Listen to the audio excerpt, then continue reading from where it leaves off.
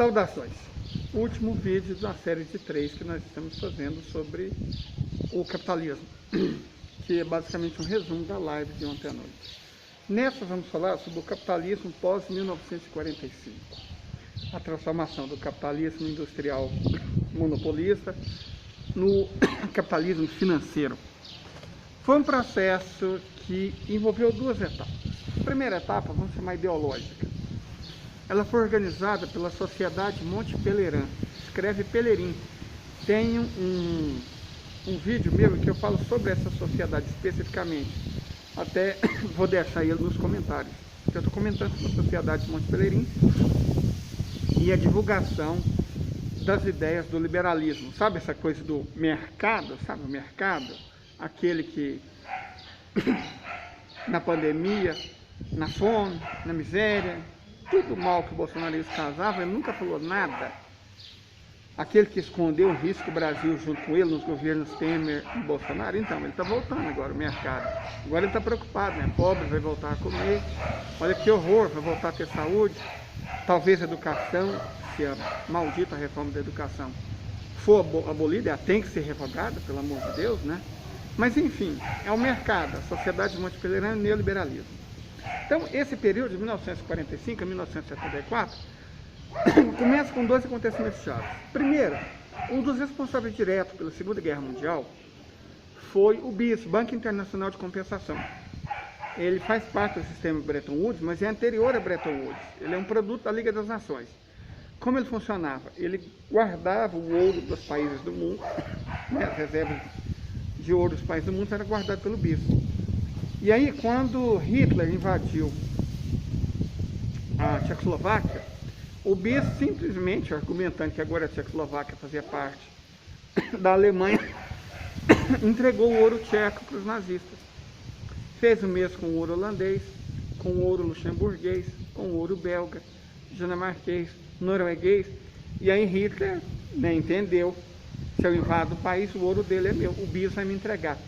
Por isso que Winston Churchill, um ser humano desprezível, ele, apesar disso, teve um papel importante, tá, na Segunda Guerra Mundial, e ele queria que os presidentes, os diretores do BIS fossem enforcados por crimes de guerra.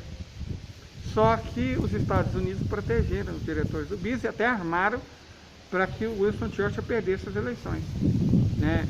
Logo depois da Segunda Guerra Mundial, os ingleses elegeram Clement Attlee primeiro-ministro do Reino Unido, certo? Então, chegou-se, para proteger os banqueiros, chegou-se a um nível de interferência tão grande que eles armaram para que o Clement Attlee, que era trabalhista, vencesse as eleições e o Winston Churchill perdesse. Depois ele acabou voltando. Mas aí a ideia de enforcar os diretores do BIS já tinha passado, né? Então, esses caras foram muito responsáveis pela Segunda Guerra Mundial e não aconteceu nada com eles, certo? Já mostra a influência dos banqueiros. A Sociedade de Monte Pelerin começa a divulgar suas ideias pelas instituições de Bretton Woods. Vamos falar rapidamente sobre essas instituições de Bretton Woods. Bretton Woods é um hotel, acho que do estado de New Hampshire, na Nova Inglaterra, e onde foram reunidos, né, os ministros da economia, os chefes de Estado e tal, das nações vencedoras da Segunda Guerra Mundial. E onde ficou decidido, o Keynes, o John Maynard Keynes, representante da Inglaterra, tinha uma ideia muito boa, que é criar uma espécie de moeda universal baseada nos recursos de cada país. É claro que essa ideia não foi aceita. A ideia aceita foi a ideia de criar as instituições do sistema Bretton Woods, em particular o Banco Mundial e o FMI. O Banco Mundial seria sempre presidido pelos Estados Unidos e ele decidiria quais projetos e quais países receberiam investimento. E o FMI sempre seria presidido por um europeu. E ele seria um garantidor de última instância do pagamento dos bancos. Então ele imagine que os bancos sejam agiotas. Quem garante que o agiota vai receber é o FMI. E as políticas dele já eram liberais e se tornaram muito neoliberais. Onde o FMI entra, ele destrói a economia. Não tem um país que faz ajuste do FMI e fica melhor. Todos têm sua economia destruída, direitos previdenciários e trabalhistas são arrasados, certo? A população é jogada na miséria e o grande capital tem lucro como nunca. A finalidade do FMI é garantir o pagamento dos banqueiros. É só essa. Isso é para garantir pagamento de banqueiros. Perfeito? E ele se tornou um instrumento para a imposição de políticas neoliberais no mundo. Os Estados Unidos, inclusive, desde a Segunda Guerra Mundial, o principal item de exportação deles são leis. Eles exportam leis. Lei de direito autoral, neoliberalismo, leis econômicas. Estados Unidos exportam leis. Correto? Ok. Mas o sistema Bretton Woods foi erguido sob um paradigma que durou só uma geração, 25 anos.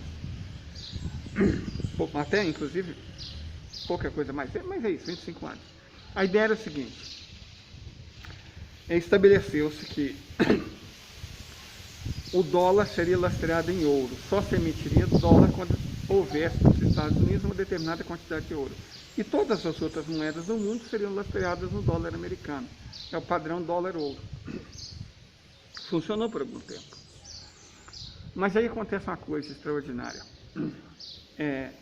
Primeiro teve a Guerra da Coreia, logo após a Segunda Guerra Mundial.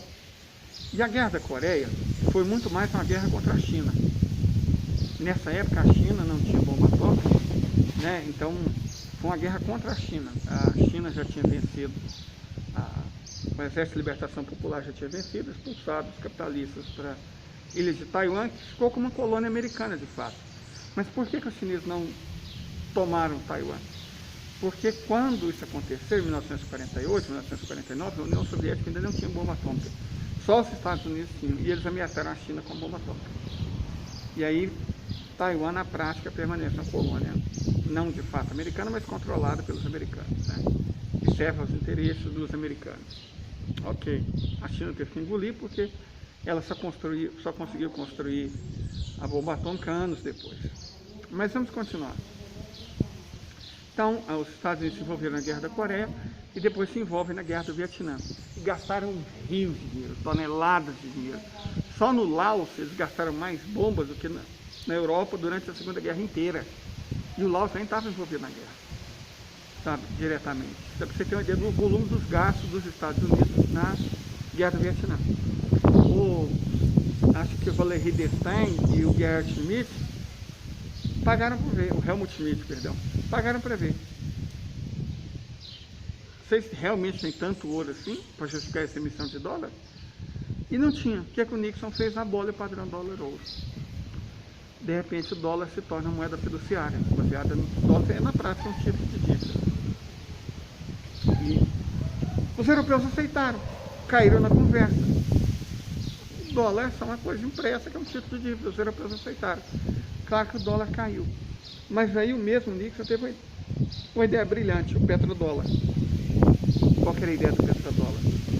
Os Estados Unidos mancomunaram com as ditaduras do Golfo. Na época, o Irã era governado por um Shah Reza Pahlavi, um ditador que eles colocaram mesmo, eles os ingleses, para substituir o presidente democraticamente eleito Mossadegh e roubar o petróleo do Irã. Então, o Oriente Médio inteiro era um lago americano. E aí fez um acordo: nós protegemos essas ditaduras todas do próprio povo dos comunistas e em troca vocês só vendem petróleo em ouro. É quase como se o petróleo fosse lastreado em ouro. Perfeito? É quase como se o petróleo fosse lastreado em ouro. Enfim, o que acontece? A partir de então começa a emergir o capitalismo financeiro. Em 74 surge o petrodólar, 71 a quebra do sistema Bretton Woods. E já em 77 começam a ser eleitos governantes realmente neoliberais. O consenso de Washington, Abraham Mulroney do Canadá, Margaret Thatcher do Reino Unido e Ronald Reagan dos Estados Unidos. É o consenso de Washington, que é a implantação dos valores neoliberais no mundo inteiro. Perfeito? Muito bem. Além do consenso de Washington, no ponto de vista ideológico, né, jurídico também, começa a acontecer outra coisa. Nós estávamos falando dos 3 governantes neoliberais. Eles perceberam que se o mundo estava aceitando uma moeda sem lastro nenhuma, sem nenhum lastro, um título de dívida, por que eles precisavam se preocupar com a produção? Não precisavam se preocupar com a produção. Repare que foi nessa época que os tigres asiáticos começaram a emergir. Porque a ideia deles foi brilhante, maquiavelicamente brilhante. O que eles começam a fazer? O salário médio dos americanos, em 1977, é basicamente o mesmo de hoje, 45 anos depois. É quase o mesmo. Eles recebiam 3 mil, 4 mil dólares, um trabalhador americano, e recebe 3 mil, 4 mil dólares hoje. Se você considera a inflação, isso quer dizer que o que um americano médio ganha hoje é 30% do que ganhava 45 anos atrás. Para vocês terem uma ideia, a anuidade de uma grande universidade americana, Princeton, Yale, Harvard, era de 6 mil dólares. Então você pagava com salário de 2 meses. A anuidade de alguém que estudasse nessas... Bom, vamos tentar continuar. Enfim, o que eles percebem? Você não precisa se preocupar mais com a produção. O monetarismo foi imposto. Repara, o salário do trabalhador americano, como eu disse agora mesmo, era alto. Ele conseguia pagar, e do trabalhador europeu também. Ele conseguia pagar uma casa própria, financiamento da casa própria de boa. Nos países onde a educação não era gratuita, como nos Estados Unidos, dá para pagar a educação dos filhos. Perfeito? Perfeitamente. Hoje, a anuidade da Universidade Americana de grande porte é 60 mil dólares. E o salário continua o mesmo. Por isso que o maior endividamento entre jovens dos Estados Unidos é exatamente a educação. A Inglaterra, na prática, aboliu o ensino público gratuito. Então, você vê notícias em jornais ingleses de moças que fazem serviços sexuais para pagar a universidade. Porque não dá. Então, houve um decréscimo brutal do padrão de vida dos trabalhadores na Europa e nos Estados Unidos, pós-1977. Um decréscimo brutal. Os ricos nunca foram tão ricos. Começa a emergir o número de bilionários. Vai surgindo cada vez mais bilionários. 1, 2, 50, 100, 200, 500, 1000, 2000, 3000. O número de bilionários começa a crescer enormemente. E a pobreza da população da Europa e dos Estados Unidos também começa a crescer. Por quê? Porque os empregos industriais foram transferidos aos poucos, ao longo da década de 1970, 80, 90, 2000, 2010, foi sendo transferido para o norte do México, foi sendo transferido para zonas econômicas especiais chinesas, para países do Sudeste Asiático. Então você fez um esquema, uma divisão internacional do trabalho, que é aquela que a gente discutiu na live, que funcionava da seguinte forma: rouba-se os recursos das nações, principalmente da África e da América Latina, certo? Rouba-se a energia do Oriente Médio. Por que se rouba? Porque em troca dos recursos naturais, você dava um título de dívida, uma moeda que não tem valor, que não tem lastro nenhum. Perfeito? E aí você pega esses recursos naturais e manda para o Sudeste Asiático, ou para o Norte do México, ou para a China, onde eles eram industrializados pelas grandes corporações americanas, que mantiveram a sede nos Estados Unidos, e grandes corporações europeias, que mantiveram a sede na Europa. Mas as fábricas foram transferidas, às vezes literalmente, encaixavam a fábrica inteira, mandavam para a Ásia. As fábricas foram transferidas. E quem era o trabalhador industrial? Passou a ser inicialmente Taiwan, Coreia do Sul, Singapura, Hong Kong, os primeiros tigres. E os chineses. Depois se ampliou. Filipinas, Vietnã, Tailândia, correto? Indonésia, Malásia.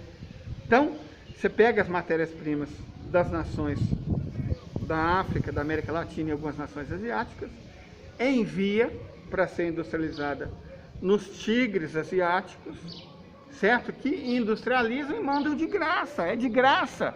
Porque em troca os europeus e os americanos não estavam dando nenhuma riqueza. Estavam dando um título de dívida, que é a moeda euro e dólar. É um título de dívida, não é riqueza que estava dando em troca. Então, da mesma forma que nós, na América Latina, e os nossos irmãos africanos, às vezes é difícil gravar nessas circunstâncias, mas voltando ao assunto, eles estavam industrializando e mandando isso para as nações centrais, recebendo em troca o mesmo título de dívida com a qual eles pagam os recursos naturais, agrícolas e energéticos roubados da América Latina, Oriente Médio e África. Era um esquemão. Os americanos e europeus ganhavam a parte deles no roubo dos recursos naturais né, porque eram principalmente empresas multinacionais, ganhava a parte deles na industrialização, porque eram corporações japonesas, corporações europeias, corporações americanas, certo? Poucas, só a Coreia do Sul criou as próprias corporações. E algumas empresas de Taiwan, o resto eram filiais de corporações americanas, certo? E os trabalhadores da Europa e dos Estados Unidos tiveram um padrão de vida brutalmente rebaixado, porque eles preferiram os trabalhadores asiáticos. Correto? Essa foi a divisão internacional do trabalho e do capitalismo financeiro. Então, a riqueza dos Estados Unidos e a riqueza da Europa é ilusória. Ela não se baseia na produção. E aquilo que eu falo para Taiwan, Taiwan é uma potência industrial, potência econômica, produtora de microprocessadores. Gente, vou dizer uma coisa aqui para vocês. A questão não é nem a máquina dessas que faz esses chips ser feita na Holanda pela TSMC. O software é feito nos Estados Unidos. O problema é que para fazer esses chips você precisa de terras raras russas. Tem outros países que produzem terra rara, mas com o nível de pureza da Rússia não tem. Substrato de safira russa. Tem outros países que produzem substrato de safira, não muito, mas tem. Mas com o nível de pureza que a Rússia produz, não tem. Ele precisa de matérias-primas russas. Precisa de gases nobres russos. Correto? Então, se eles acham que, meu Deus, a gente é autônomo, a gente é independente, a gente manda não. Eles produzem esses semicondutores, esses chips, somente enquanto a Rússia quiser. Quando a Rússia de fato apelar e falar acabou, já era. Perfeito? A industrialização da Alemanha é a mesma coisa. A Alemanha, nossa, é uma potência industrial. A Alemanha, para ser essa potência industrial, depende de recursos energéticos da Rússia. E agora a gente sabe o tanto que ela depende desses recursos energéticos da Rússia, mas não é só não. Depende de matéria-prima que ela rouba. O euro é uma moeda fiduciária, é a porra de um título de dívida que não vale nada. É um título de dívida, não vale nada. Não é lastreado em ouro, não é lastreado em prata, é só um título de dívida. Se os países não aceitarem esse título de dívida e exigirem riqueza de verdade, ouro, prata, a Alemanha vai comprar as matérias-primas de quem? Quem vai aceitar receber? Porque ela mesma não tem. Qual a matéria-prima que a Alemanha tem? Qual que é o recurso energético que a Alemanha tem? É o mesmo que o Japão tem? Nenhum. É o mesmo que a Coreia do Sul tem? Nenhum. É o mesmo que Taiwan tem? Nenhum. Que Singapura tem? Nenhum. Que Hong Kong tem? Nenhum. Então como é que eles ficaram ricos? Foi um esquema financeiro, muito mais do que um esquema industrial, como se vende nessas análises rasas. Industrializou, ficou rico. Não. É um esquema financeiro.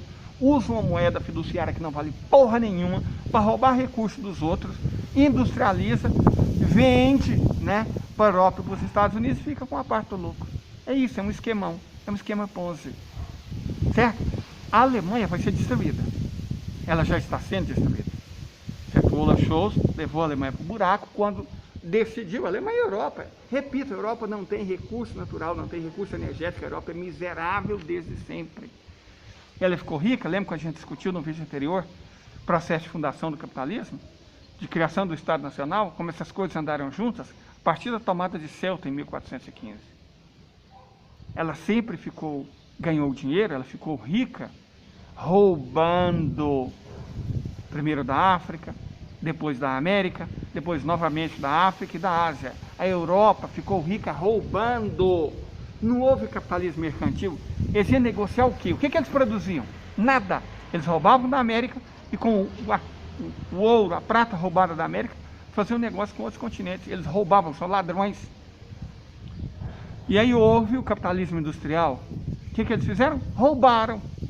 Roubaram em quantidades nunca antes vistas. Roubaram principalmente da África e da Ásia. E agora o que eles fizeram durante o capitalismo financeiro? Roubam usando uma moeda que na verdade é título de dívida. Dólar e euro são títulos de dívida. Libra não é lastreada em riqueza nenhuma, em ouro ou prata. A Libra é um título de dívida, é uma moeda fiduciária que não vale nada. Não vale nada. Vale o que as pessoas acreditam que ela vale. E aí você cria todo um esquema para fazer crer que o dólar vale alguma coisa, que o euro vale alguma coisa, que a Libra vale alguma coisa, mas não vale nada. Ela está lastreada numa dívida impagável. Absolutamente impagável. No caso dos Estados Unidos, essa dívida ela é de pelo menos 50 trilhões de dólares. Provavelmente mais. certo? Provavelmente mais, 100 trilhões de dólares. E isso a gente não estamos contando os esquemas Ponzi, porque ela vai para casa dos 4 trilhões. Certo? Os esquemas Ponzi, que facilitam. Uma hora eu quero fazer um discurso sobre isso, tentar explicar mais sobre isso. Mas agora não, porque não é o assunto principal. Da mesma forma, a Europa também tem uma dívida de muito superior a 30 trilhões de dólares. Michael Woodson diz uma coisa que é o seguinte: uma dívida que não pode ser paga, e não há como os Estados Unidos pagarem a dívida deles. Não tem como. Os Estados Unidos inteiro, vamos pegar o volume total mesmo da dívida americana, incluindo interna e externa, de bancos, de empresas multinacionais, de governo, é de 150 trilhões de dólares. Tudo que tem nos Estados Unidos vale o quê? 50 trilhões de dólares? Então, você vender todos os Estados Unidos, tem 1/3 necessário para pagar a dívida. Então, essa dívida não pode ser paga. Relembrando Michael Woodson, dívida que não pode ser paga, não será paga. Então, o que vale o dólar?